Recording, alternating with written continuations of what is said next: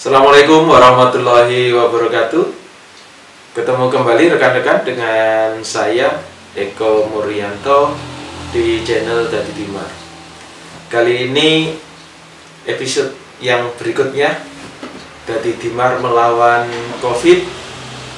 Jadi baru saja selesai berdoa rekan-rekan, semoga seluruhnya rekan-rekan yang menyaksikan konten ini senantiasa dilindungi oleh Allah, diberikan nikmat sehat dan keselamatan. Alhamdulillah hari ini kami masih melakukan isolasi mandiri. Jadi saya masih, mohon maaf, masih seperti biasa, saya harus pakai masker karena ini protap yang saya terapkan di rumah saya, bahwa semuanya harus pakai masker. Apalagi anak saya progresnya cukup bagus, tidak ada keluhan, kemudian juga taat dalam mengikuti isolasi mandiri ini di tempat yang terpisah. Kami yang anggota keluarga yang lain di tempat yang berbeda juga, tapi masih dalam satu rumah. Rekan-rekan, tadi pagi anak saya cerita, dia dihubungi temannya bahwa hari ini tracing. Jadi memang di sekolahnya dilakukan tracing sesuai dengan apa yang kemarin saya ulas di konten sebelumnya. Jangan bisa review konten saya sebelumnya, tapi sekali lagi ini nanti akan saya upload setelah semuanya selesai. Artinya setelah ada perkembangan yang cukup bagus terhadap anak dan keluarga saya, khususnya yang terkait dengan COVID-19 ini, supaya kelihatan rekam jejaknya begitu. Tadi pagi anak saya dihubungi temannya semuanya takut gitu ya. Ada yang biasa, kemudian ada yang menyampaikan rasa khawatirnya gitu. Dan di luar dari dugaan saya, ternyata anak saya juga menguatkan teman-temannya. Anak saya mensupport teman-temannya bahwa dia yang sudah kena saja masih optimis, masih tidak ada keluhan apa-apa, dan bahkan tidak merasakan apa-apa. Artinya ya masih biasa aja, tapi karena tim menyampaikan bahwa itu COVID, dia mematuhi itu. Dan itu membanggakan kepada saya, dan saya tidak nyangka anak saya ternyata saya ini sudah tua, anak saya sudah menjadi dewasa sekarang gitu. Sudah bisa mengatasi masalahnya sendiri, walaupun selama ini mungkin penjenengan yang sebagai orang tua, namanya anak ya tetap anak gitu ya. Sedewasa apapun dia, sama seperti ketika orang tua saya, bapak ibu saya Ngawi, bapak ibu saya Magetan memperlakukan saya ya namanya anak, walaupun saya sudah punya anak lagi kan begitu. Alhamdulillah anak saya punya spirit yang luar biasa bagus, sehingga bisa memotivasi teman-temannya. Kebetulan hujan, suasananya hujan ini mudah-mudahan membawa berkah. Jadi saya ada kepercayaan ketika kita turun hujan, kemudian kita berdoa, maka itu waktu yang mustajab gitu, atau waktu yang mandi kalau orang Jawa bilang, untuk meminta sesuatu. Tadi saya habis sholat juga meminta sesuatu kepada Allah, semoga Allah mengabulkan. Saya terima kasih rekan-rekan support dan dukungannya. Ini jadi kayak pengalaman pribadi yang saya tuangkan begitu. Bahkan sampai dengan hari ini, tadi di pekerjaan saya, Bapak Ibu Camat masih berkomunikasi dengan saya, dan memang beliau tidak tahu kalau saya WFH gitu ya, atau saya melakukan isolasi mandiri, dan saya tidak cerita. Alhamdulillah masih bisa membantu teman-teman saya ketika bingung, ketika menanyakan sesuatu, saya masih bisa membantu. Itu memang satu kebahagiaan tersendiri. Juga ada beberapa teman saya, kepala desa, kemudian ada senior-senior saya yang masih menghubungi saya, masih komunikasi, tapi beliau kelihatannya tidak tahu. Makanya saya ya terima kasih, saya masih diperhatikan, masih mendapatkan support dari teman-teman dan juga ada dari teman kantor saya yang sudah bersusah payah datang ke sini walaupun saya tidak berani nemui, hanya dari luar pagar. Tapi sekali lagi terima kasih atas atensinya. Rekan-rekan, kembali ke masalah bagaimana kita mengurangi COVID. Jadi disiplin itu menjadi kuncinya.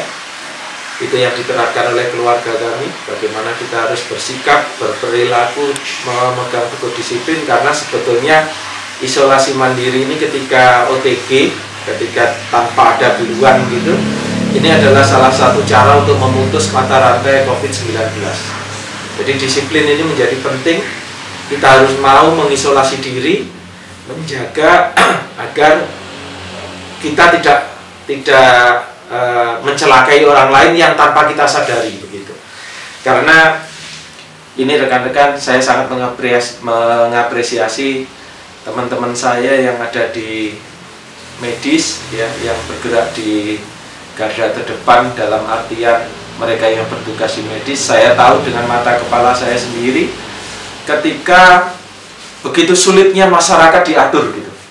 Sudah jelas-jelas reaktif, disuruh swab tidak mau ada, atau yang masih kurang kepeduliannya terhadap bagaimana pencegahan COVID ini dengan disiplin yang dianjurkan itu, bahkan memarahi petugas dan lain sebagainya.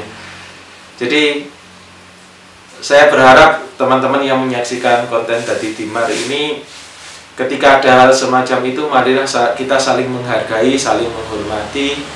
Bagaimanapun beliau-beliau ini yang di medis ini, tugas di medis ini, resikonya cukup tinggi. Resikonya cukup tinggi karena virus ini tidak kelihatan.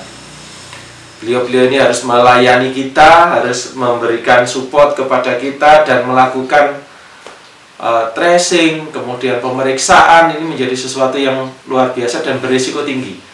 Seandainya virusnya ini kelihatan besar gitu ya bisa kita lihat, tetapi ini kan tidak bisa kita lihat. Sekali lagi saya juga mendoakan teman-teman yang ada yang bertugas di kalangan medis, mudah-mudahan ini menjadi amal ibadah penjenengan melaksanakan tugas ini menjadi amal ibadah penjenengan, dan insya Allah nanti Allah akan memberi balasan yang setimpal dengan amal perbuatan penjenengan. Yang kedua, saya juga mengucapkan terima kasih kepada teman-teman saya yang bertugas baik itu di TNI, Polri, Satpol PP yang sudah berusaha, termasuk BPBD ya, yang tergabung dalam gugus tugas, karena kita sama-sama di gugus tugas. Saya merasakan sendiri betapa tugas penjenengan luar biasa beratnya. Saya mengapresiasi itu. Yang ketiga, saya ingin menyampaikan pesan anak saya, karena anak saya tidak mau saya ambil gambarnya begitu.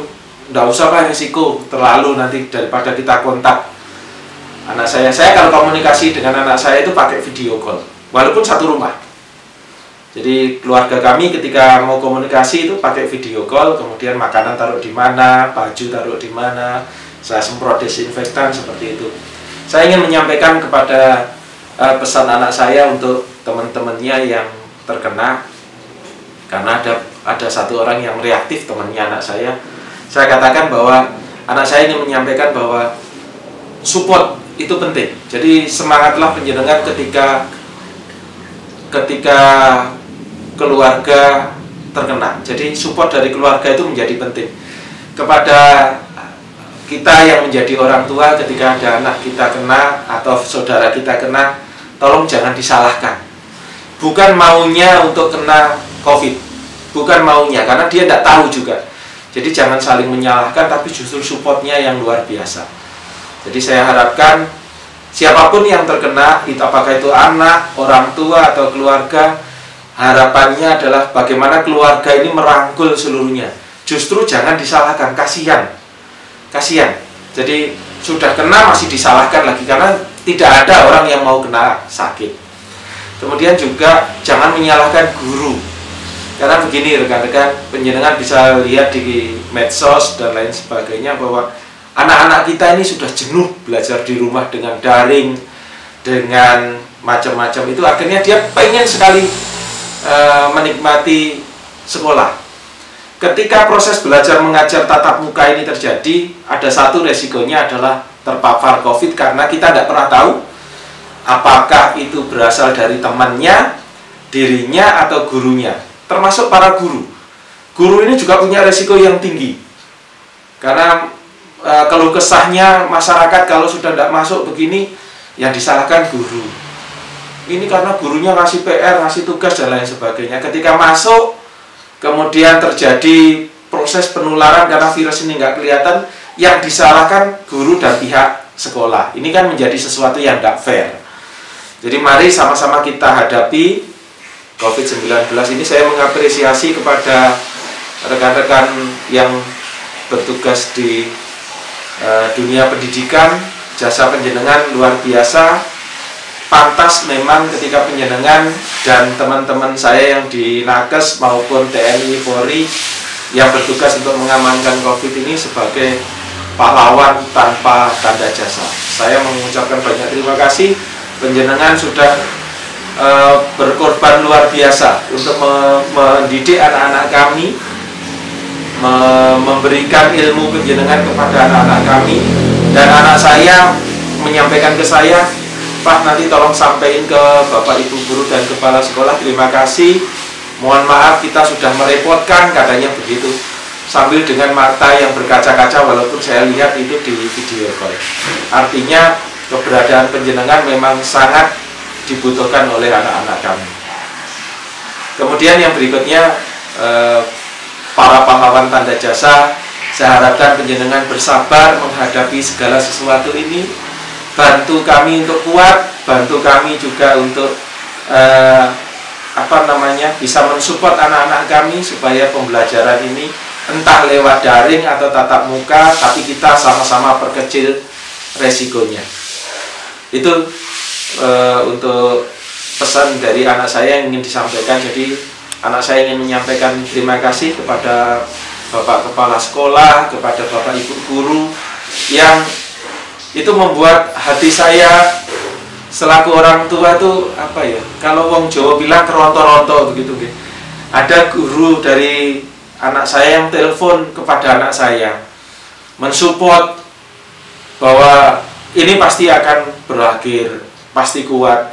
Seorang guru yang tidak ada hubungan darah, tidak ada ikatan persaudaraan, tapi tetap memperhatikan anak didiknya dengan baik. Saya mengucapkan banyak terima kasih kepada Bapak Ibu guru yang mensupport anak saya sedemikian luar biasa, sehingga anak saya semakin kuat dalam menghadapi ini. Sekali lagi, panjenengan bisa lihat mungkin perubahan di mimik di wajah saya ketika saya ngomong ini. Saya hanya memperhatikan anak saya dari videonya ini, dari video call ini saya perhatikan begitu. Anak saya berkaca-kaca ngomong seperti ini. Dan karena ini pesan harus saya sampaikan ke panjenengan. Terima kasih Pak Kepala Sekolah, terima kasih Bapak Ibu Guru, panjenengan sudah support ke anak saya yang luar biasa. Dan kepada kita semua yang menjadi orang tua, saya harapkan mari kita rapatkan barisan, kuatkan anak kita, kuatkan saudara kita apabila ada yang mengalami musibah atau mengalami COVID-19 seperti yang keluarga saya alami. Support keluarga begitu luar biasa. Kebutuhan saya juga disupport oleh adik dan orang tua saya. Saya memang tidak ingin merepotkan sebetulnya, tapi ketika saya harus isolasi mandiri dengan keluarga, ini menjadi hal yang luar biasa. Kemudian yang terakhir saya ingin sampaikan kepada rekan-rekan Dadi Dimar seluruhnya, apabila panjenengan menghendaki proses belajar mengajar ini jenuh di rumah dan lain sebagainya, harus ingat bahwa nanti ada efek sampingnya, salah satunya adalah COVID-19. Kita tidak bisa membayangkan kalau selamanya anak-anak kita sekolah dengan cara daring. Karena ada satu hal yang hilang di sana nanti adalah pendidikan karakter. Karena saya yakin, karena orang tua saya ini pendidik, guru, ibu mertua saya juga guru, orang tua kandung saya juga guru, artinya bahwa dalam proses belajar mengajar itu guru itu tidak hanya memberikan informasi ilmu saja, tetapi juga bagaimana kita berkehidupan sehari-hari, bagaimana kita menikmati hidup, menjalani hidup Dan itu tidak ada di buku. Artinya proses pengalaman beliau-beliau yang ditularkan, yang ditransformasikan, etika, kemudian unggah-ungguh itu disampaikan lewat tatap muka. Memang ada plus minusnya ketika kita ada COVID-19, tapi sekarang bukan waktunya untuk saling menyalahkan. Bukan waktunya untuk saling menyalahkan. Ingat, COVID ini adalah musibah. Bahkan negara pun menetapkan COVID-19 sebagai bencana nasional non-alam. Artinya, ini bukan waktunya saling menyalahkan, tapi kita saling menguatkan. Saya mengajak seluruhnya yang menyaksikan Dadi Timar, mari sama-sama support. COVID ini bukan aib, dan kita bisa hadapi ini dengan imunitas yang baik. Terima kasih, itu saja yang ingin saya sampaikan. Terima kasih kepada seluruh tenaga nakes. Terima kasih kepada aparat TNI, Polri, dan rekan-rekan saya di Satpol PP. Terima kasih kepada para pahlawan tanpa tanda jasa, guru-guru seluruhnya yang ada di dunia pendidik. Terima kasih panjenengan sudah memperhatikan anak-anak kami. Terima kasih sudah membimbing anak-anak kami. Mudah-mudahan kita semua bisa kuat menghadapi dan melewati musibah ini. Matur nuwun, nyuwun pangapunten. Sampai ketemu nanti di konten Dadi Timar berikutnya terkait dengan Dadi Timar melawan COVID. Matur nuwun. Assalamualaikum warahmatullahi wabarakatuh.